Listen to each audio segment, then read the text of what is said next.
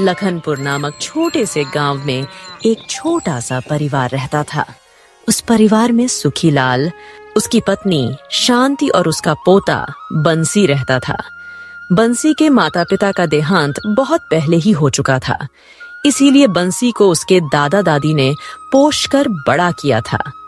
अब सुखीलाल की उम्र ज्यादा हो चुकी थी, मगर सुखीलाल अब भी काम करने में सक्षम था। वह बहुत ही मेहनती था। सुखीलाल के पास एक छोटा सा खेत था, जिसमें वह दिन रात बहुत मेहनत करता था, और इधर सुखीलाल की पत्नी घर का सारा काम संभालती थी। और इधर सुखीलाल के पोते बंसी की कहानी बिल्कुल अलग थी। उसका किसी काम में मन नहीं लगता था। बंसी हमेशा भगवान का नाम जाप करने में समय बिताता था। वह हर समय सिर्फ भगवान का नाम जाप करता रहता था। हरे कृष्ण हरे कृष्ण हरे कृष्ण हरे कृष्ण हरे कृष्ण हरे कृष्ण हरे कृष्ण हरे कृष्ण हरे कृष्ण हरे कृष्ण हरे। वह भगवान की भक्ति में इतना रंग गया था कि वह और कोई भी काम नहीं करता था। वह दिन रात बस भगवान का नाम जपता रहता था। बंसी के इस व्यवहार से उसके दादाजी बहुत परेशान रहते थे। जब सुखीलाल अपने खेतों पर काम करने जा रहे थे, तभी उन्हें बगल के गांव का एक गांव वाला मिलता है।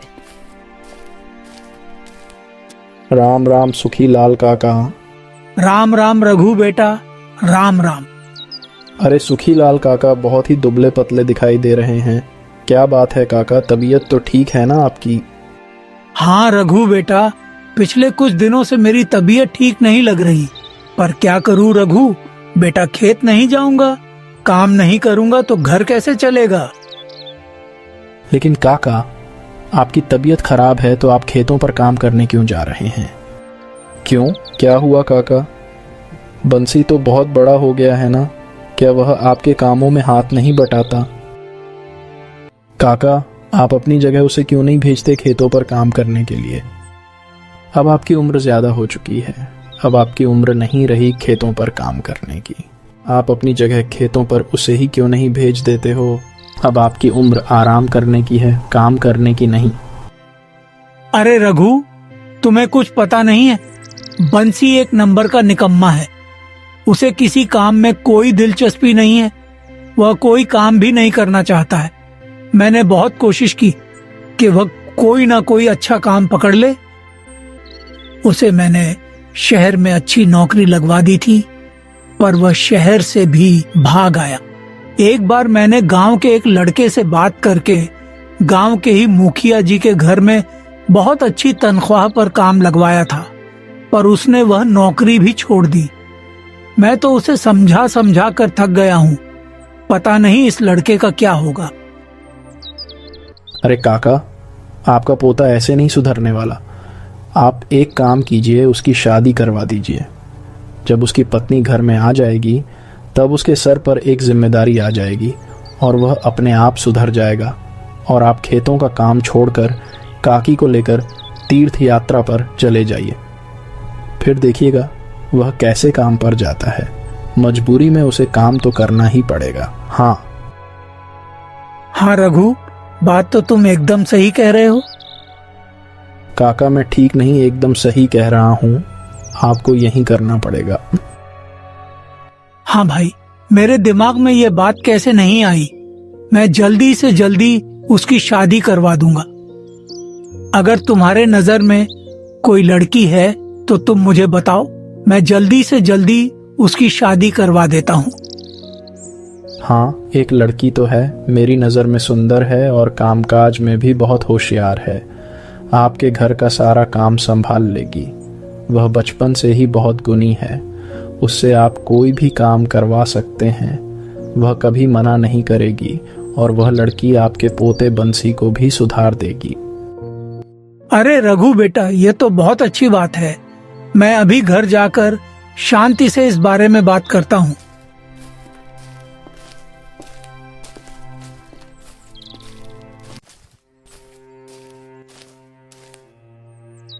अरे ओ भाग्यवान, सुनती हो, जरा मेरे लिए एक गिलास पानी तो लाना। अभी आ रही हूँ।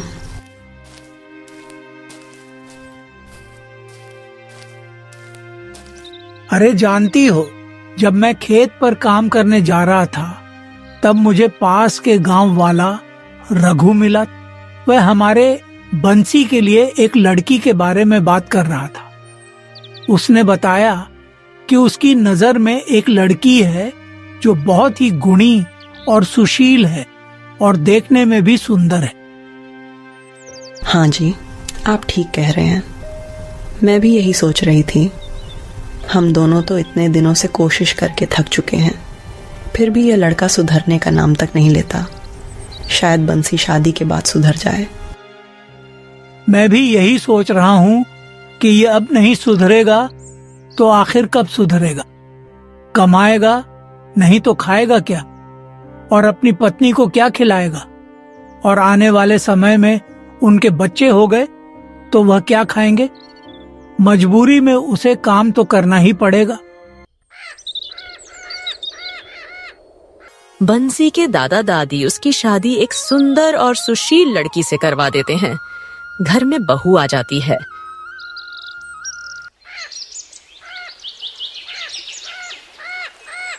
शादी के 1 महीने बाद बंसी के दादा बंसी से कहते हैं, बंसी बेटा, हमने अपनी तरफ से पूरी जिम्मेदारी निभा दी है। अब हमारी जिम्मेदारी खत्म हो गई है और अब यह घर तुम्हें ही संभालना है। हम दोनों की अब उम्र बहुत ज्यादा हो चुकी है, तो अब हम सोच रहे हैं कि तीर्थ यात्रा पर चले जाएं और आखिरी दिनों में भगवान के दर्शन कर लें। इसलिए हम दोनों अब तीर्थ यात्रा पर जा रहे हैं। पता नहीं तीर्थ यात्रा करने में कितने दिन लग जाए। इसलिए बंसी बेटा, तुम अपनी जिम्मेदारी अच्छी तरह से निभाना। मैं यह सब तुम्हारे भरोसे छोड़कर जा रहा हूँ। मैं उम्मीद करता हूँ कि तुम हमें निराश नहीं करोगे।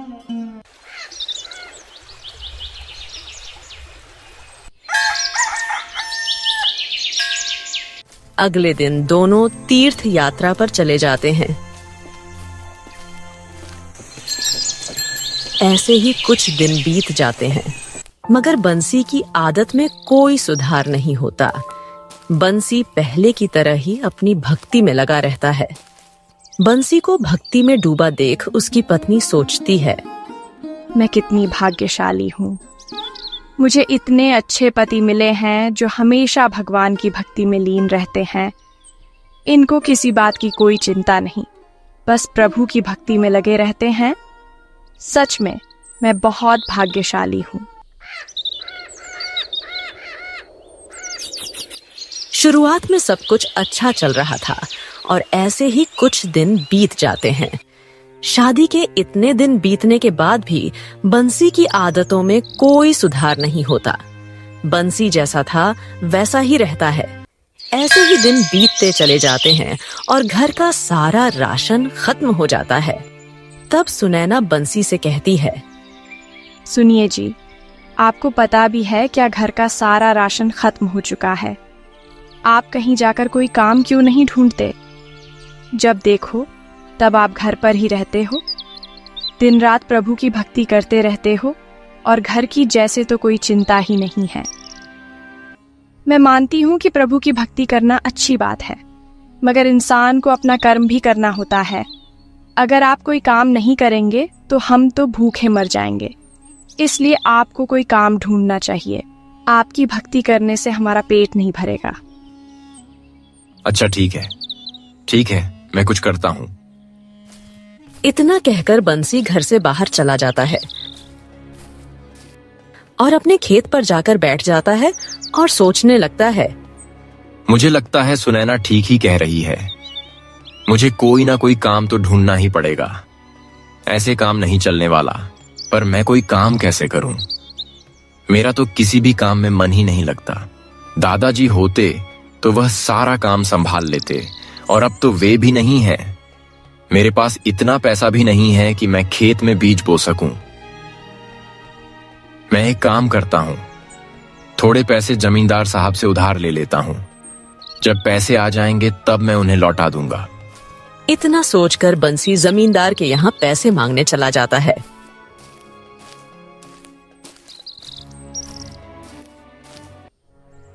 राम राम मलिक, राम राम। बंसी कहो यहाँ कैसे आना हुआ? मालिक, मुझे थोड़े पैसे की जरूरत थी। ये बात तो ठीक है बंसी, मगर तुम एक बात जान लो, मैं तुम्हें कर्जा दे दूंगा और इसके बदले में तुम्हारे जमीन के कागज अपने पास रख लूंगा, और जब तक तुम मेरे पैसे नहीं लौटाओगे तब तक तुम्हारे यह जमीन के कागजात मेरे पास ही रहेंगे, और जब तुम पैसे लौटा दोगे तो तुम्हारे जमीन के कागज मैं तुम्हें वापस कर दूंगा। जमींदार जमीन के बदले बंसी को कर्ज दे देता है और बंसी जमींदार से पैसे लेकर वहां से चला जाता है। घर आकर बंसी मन ही मन सोचता है, हे बांके बिहारी, खेत के लिए तो कर्ज ले लिया है, अब इसके आगे आप संभाल लेना।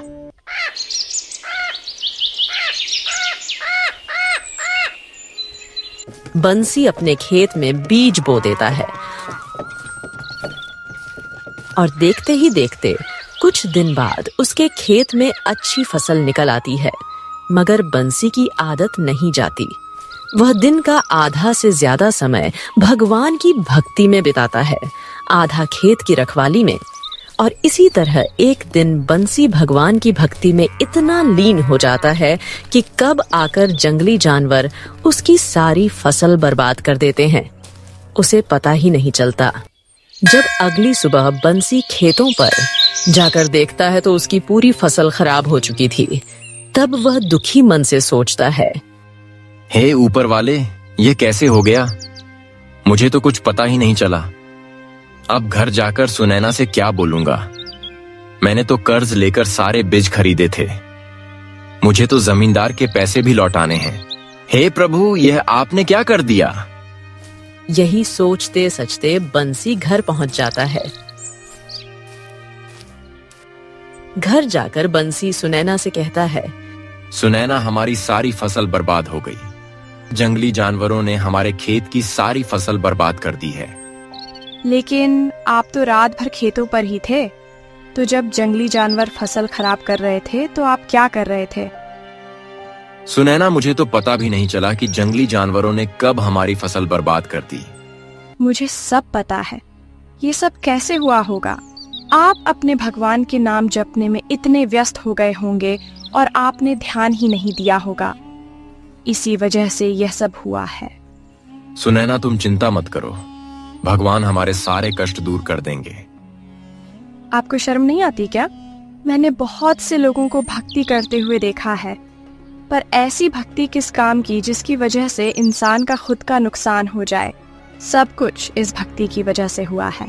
आपकी इस भक्ति की वजह से हम लोग आज इतनी बड़ी मुसीबत में हैं। भगवान की भक्ति में आप पूरी तरह से पागल हो गए हैं। इसी तरह कुछ दिन बीत जाते हैं और घर का बचा खूंचा राशन पूरी तरह से खत्म हो जाता है। सुनैना बंसी की आदतों से तंग आ जाती है, लेकिन बंसी को कोई फर्क नहीं पड़ता। वह फिर भी घर पर ही बैठकर भगवान का नाम जाप करता रहता है। तब सुनैना सोचती है, अब इनसे तो कोई काम होने से रहा, यह तो कुछ करेंगे नहीं, मुझे ही कुछ करना पड़ेगा। मेरी तो पूरी जिंदगी बर्बाद हो गई। इस आदमी से शादी करके मेरी किस्मत फूट गई। मैंने क्या सोचा था और यह आदमी क्या निकला। जब मैं शादी करके इस घर में आई तो मुझे लगा कि मुझे एक बहुत अच्छा पति मिला है जो भगवान की भक्ति करता है, लेकिन यह पता नहीं था कि यही भक्ति हमें एक दिन ले डूबेगी। आज भगवान की भक्ति की वजह से ही हमारे घर में खाने के लिए एक दाना तक नहीं है। इन्हें कितना भी मैं समझा लूं, यह कुछ नहीं करेंगे। यह भगवान की भक्ति में खुद भी भूखे रहेंगे और हमें भी भूखा रखेंगे। मैं एक काम करती हूँ, किसी के घर में साफ सफाई या फिर खाना बनाने का काम ढूंढ लेती हूँ। सुनैना दूसरे के घरों में साफ सफाई, बर्तन धोने और खाना बनाने का काम ढूंढ लेती है। दूसरों के घरों में काम करके सुनैना थोड़े बहुत पैसे कमाती है और जैसे तैसे करके सुनैना के घर का गुजारा चलता है।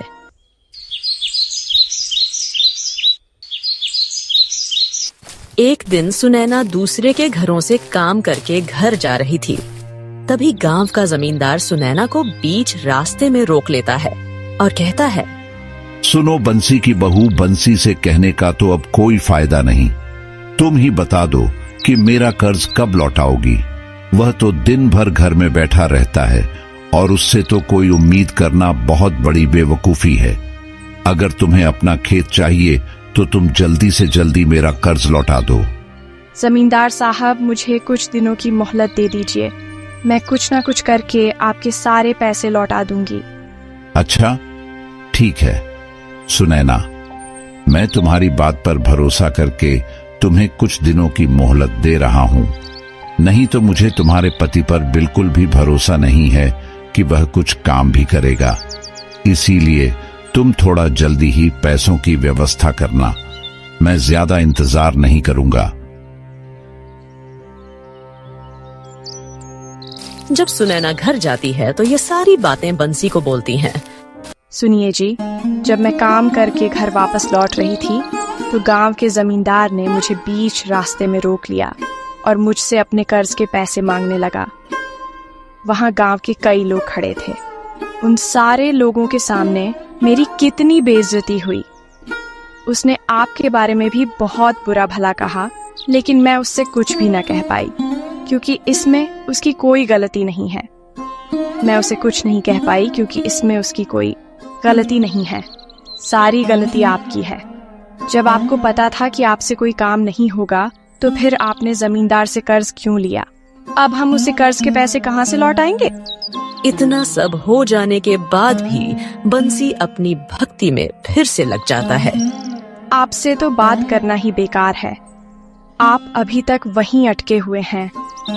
क्या आपको पता नहीं है कि किस वजह से हम लोग आज इस मुसीबत में फंस गए हैं? भगवान कभी किसी की मदद करने नहीं आते। हमें अपना काम खुद ही करना पड़ता है। भक्ति से किसी का पेट नहीं भरता। पेट भरने के लिए काम करना पड़ता है। लेकिन पता नहीं मैं आपको समझा ही क्यों रही हूँ।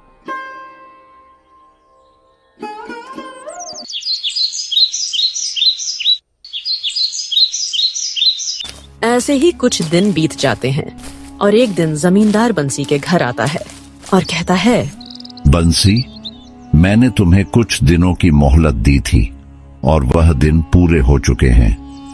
क्या तुम लोगों ने मेरे पैसों का इंतजाम कर लिया? मैं अपने पैसे लेने आया हूँ। मालिक, अभी तो पैसों का इंतजाम नहीं हो पाया है। मुझे कुछ नहीं सुनना। अगर तुमने 5 दिनों के अंदर मेरे पैसे नहीं लौटाए तो मैं तुम्हारे खेत की नीलामी करवा दूंगा।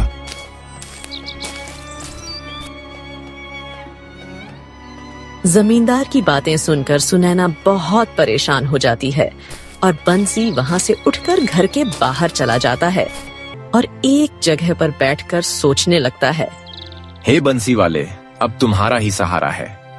अब आप ही कुछ कर सकते हो। मैं जमींदार के इतने सारे पैसे कहां से लौट आऊंगा? अब मेरे पास तो कोई रास्ता ही नहीं बचा है। हे भगवान, अब मैं क्या करूं? अगर मैं ऐसा हूं तो मेरी क्या गलती है? मुझे भी तो आपने ही बनाया है। हे प्रभु, मैंने अपना जीवन आपको सौंप दिया है। अब तो मेरा अच्छा या बुरा सब आप ही को देखना है। अब मेरे सारे सुख दुख आप ही को तय करना है। प्रभु, अब सब आप ही को देखना है। मैं सब आप ही पर छोड़ रहा हूं।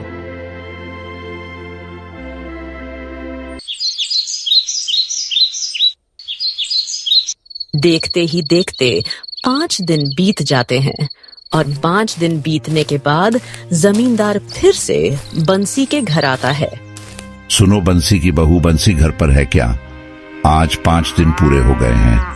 नहीं जमींदार जी, वो तो घर पर नहीं है। वो कहीं बाहर गए हुए हैं।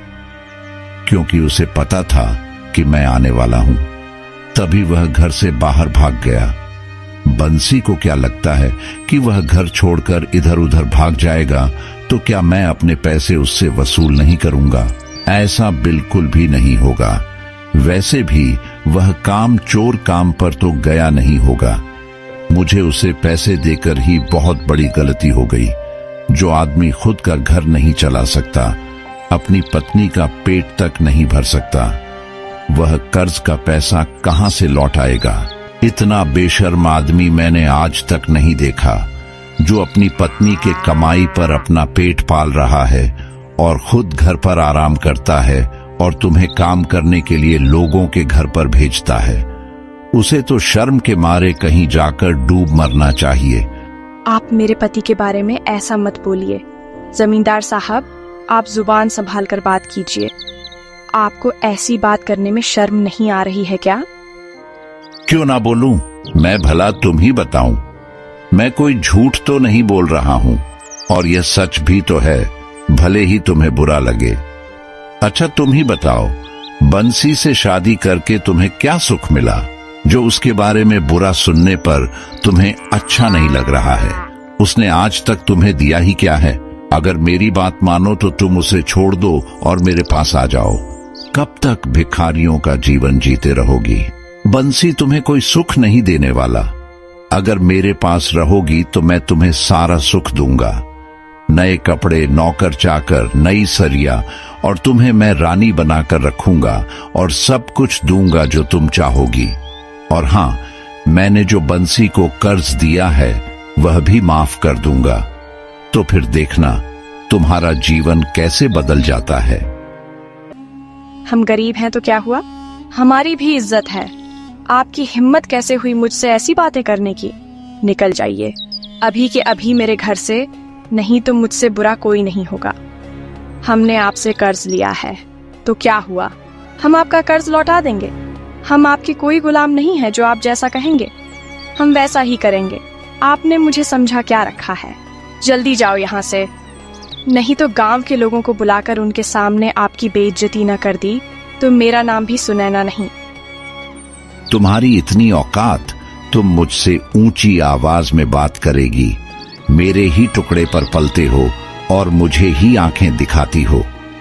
अरे मैं तो तुम्हारे ही भले के बारे में सोच रहा था, और वैसे भी उस निकम्मे ने आज तक तुम्हें दिया ही क्या है, और तुमने मेरी ही बेइज्जती कर दी।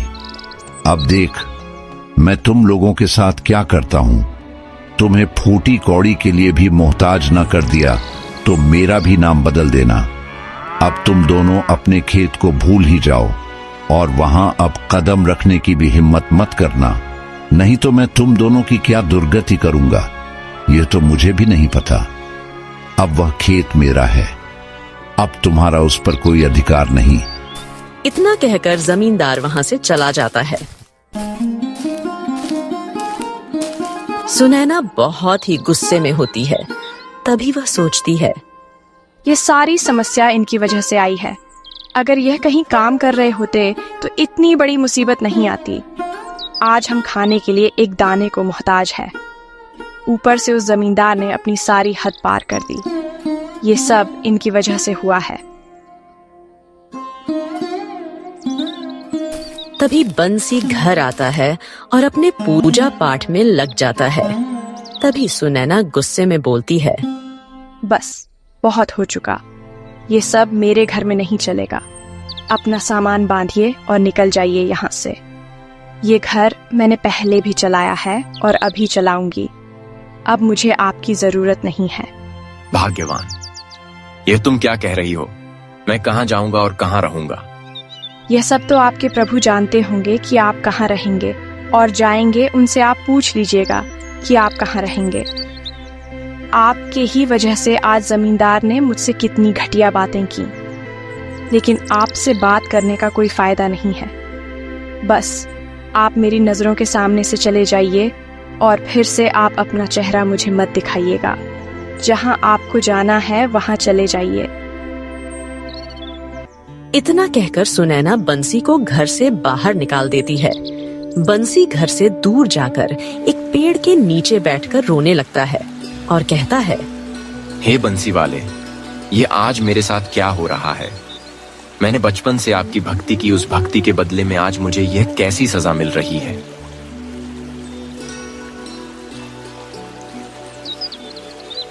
सुनैना घर के बाहर बहुत ही दुखी मन से बैठी होती है। तभी सुनैना के पास एक आदमी आता है जिसके हाथ में एक थैला होता है और उस थैले में बहुत सारा सामान होता है।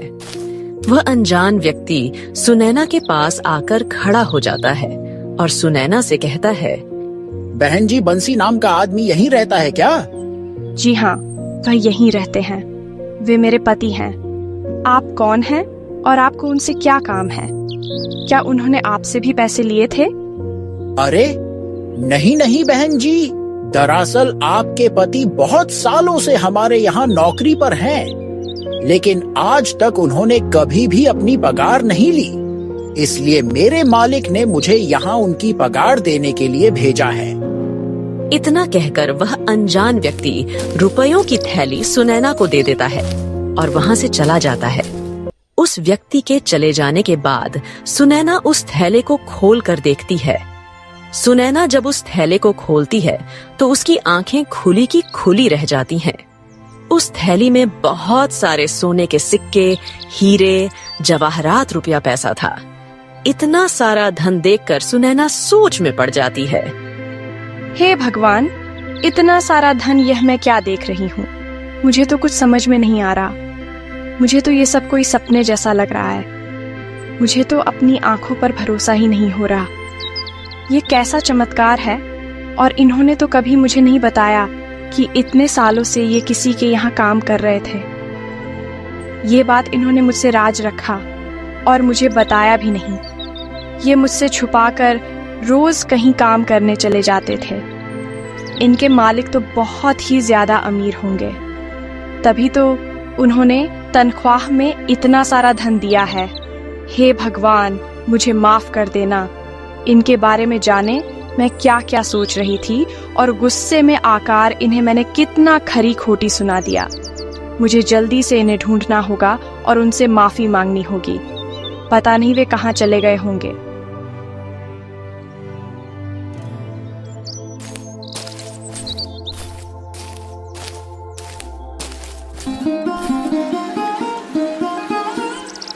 अजी, आप यहाँ बैठे हैं। मैंने आपको कहाँ कहाँ नहीं ढूंढा। मुझे माफ कर दीजिए।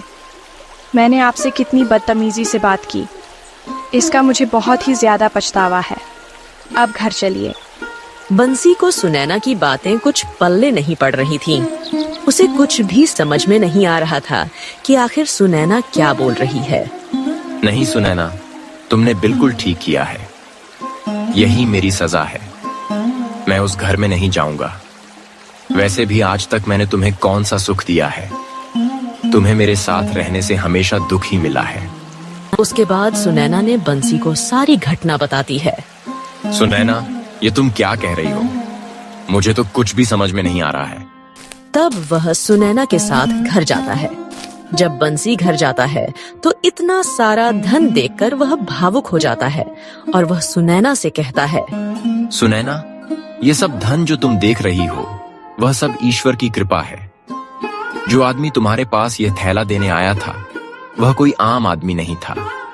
वे साक्षात मेरे प्रभु थे, जिनकी भक्ति मैं बचपन से करता आया हूं। देखो सुनैना, भगवान ने मुझे क्या दिया है, मैंने तो कभी सोचा भी नहीं था।